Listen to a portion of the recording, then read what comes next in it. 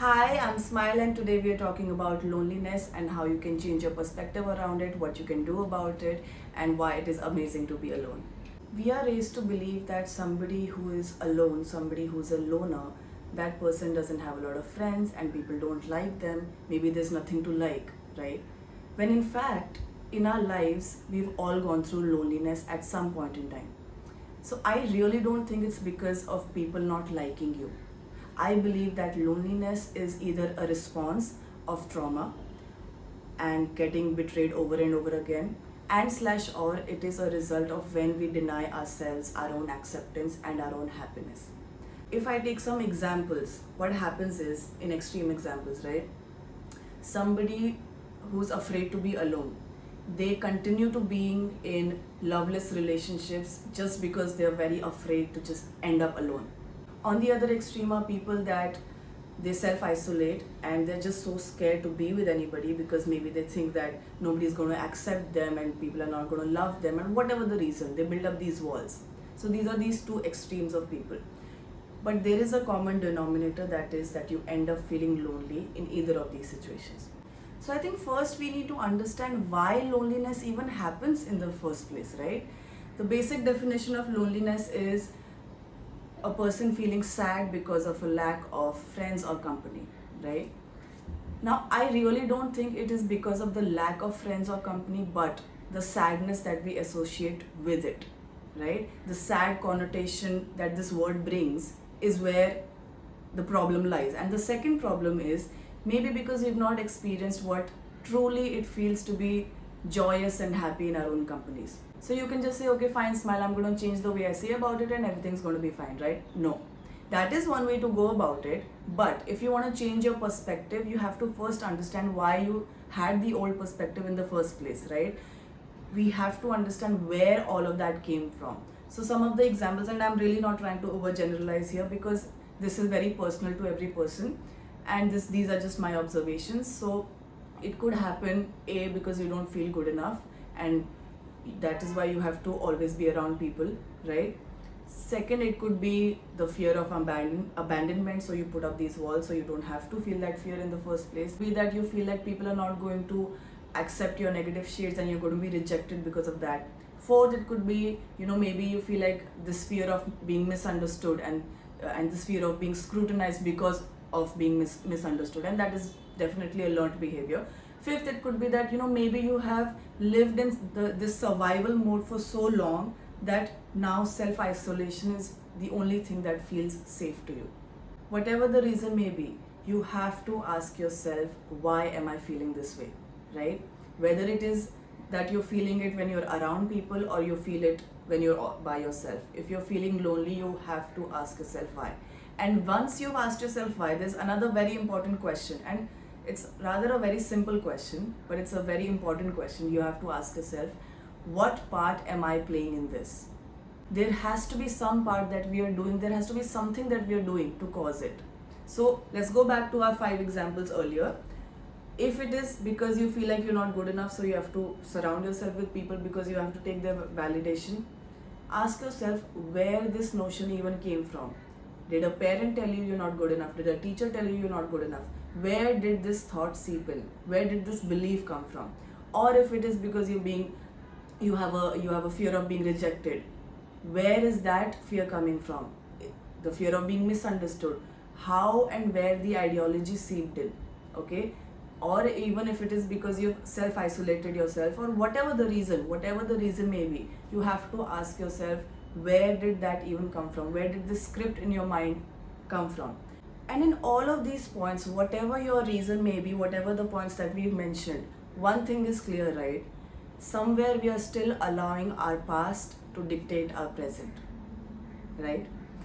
Now, look, I understand if, let's say, you went through something really horrible growing up, if you faced something, if you faced a heartbreak, it is painful, and we do operate in our lives, we have a certain experience, and whatever response to that is, we take that and we bring that part of our personality, we make it a part of us, and we go about living our lives like that, right?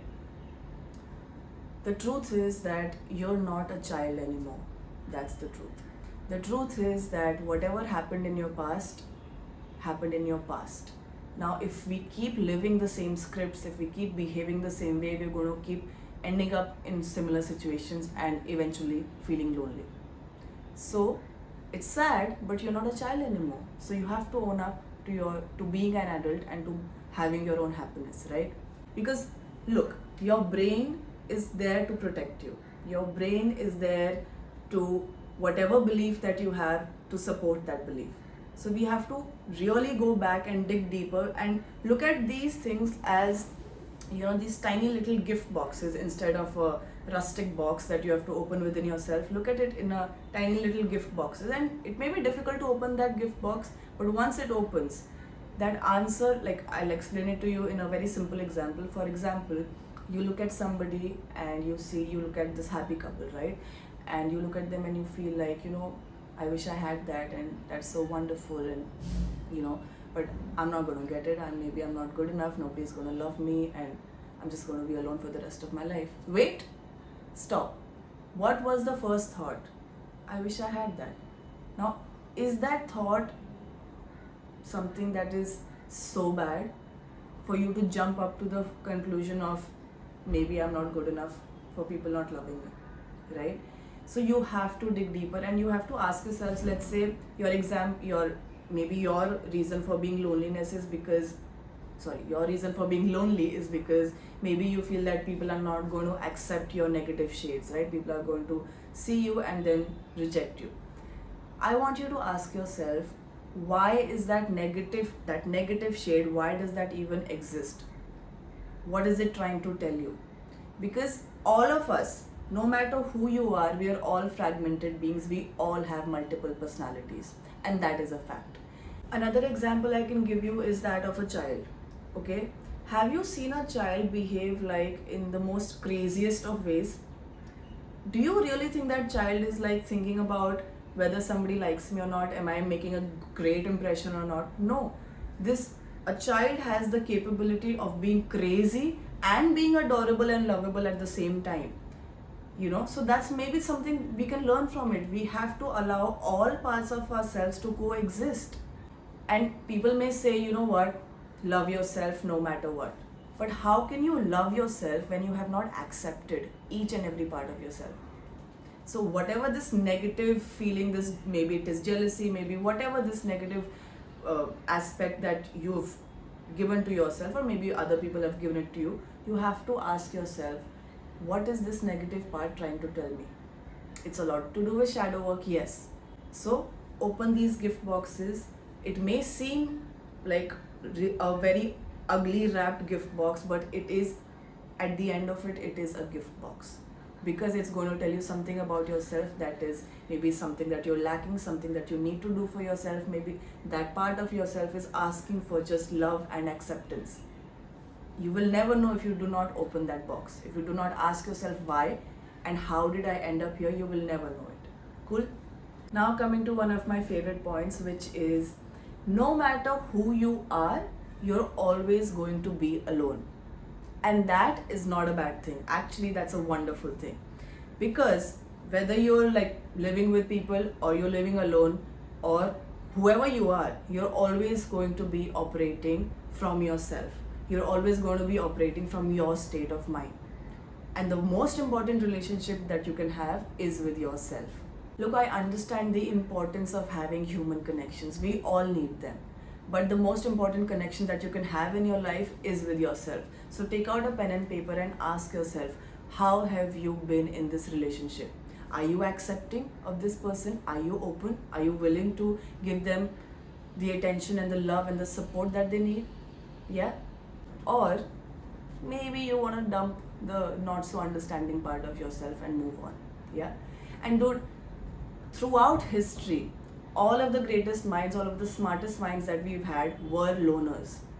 We do not have to associate being a loner with being a sad person. Cool. So to conclude, I think we have finally established that being lonely does not have to be associated with being this sad, pathetic person. Because actually being alone is a wonderful place to be. It means that I can open my little gift boxes and I can see for myself what is it that I need to work within myself, what is it that I can provide for myself, right? What is my negative self asking me of? And if we do end up being stuck in this loop where we are making similar behaviors and ending up feeling lonely, we can ask ourselves why that is and what do I do to change it, right? And always accept your fragmented selves. I don't care, you are fragmented, we are all fragmented, cool? And that is the beauty of being human beings, that we can be this and we can be that and we can be all of it. We do not have to shove this side of us that we don't like, or maybe the society has told us that this is not a good side, because as women especially, I think we are told you better find somebody or you're going to end up alone. And I've always thought, so what is so bad about ending up alone, right? So I take that power back from people telling me, oh, you're going to end up alone, oh, you should be scared. Take that power back and be like, yeah, I'll still be happy. So yeah, I guess that was it. I hope this helped, and I'll see you in the next one. Bye.